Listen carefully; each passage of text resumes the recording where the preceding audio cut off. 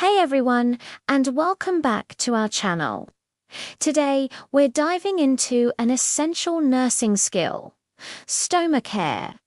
Whether you're a new nurse or just need a quick refresher, mastering stoma care is crucial for your patient's comfort and confidence. First, always remember to approach your patient with empathy and respect. A stoma can be a big life change.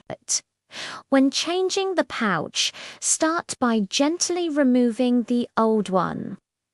Clean the skin around the stoma with warm water and soft wipes, then pat it dry completely.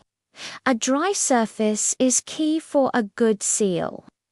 Next, measure the stoma using a guide to cut the new pouch to the right size. It should fit snugly, leaving no skin exposed to waste, which can cause irritation. Apply the new pouch, pressing firmly around the seal for about a minute to ensure it adheres properly. That's your quick guide to stoma care. If you found this helpful, hit that like button and subscribe for more nursing tips. See you next time.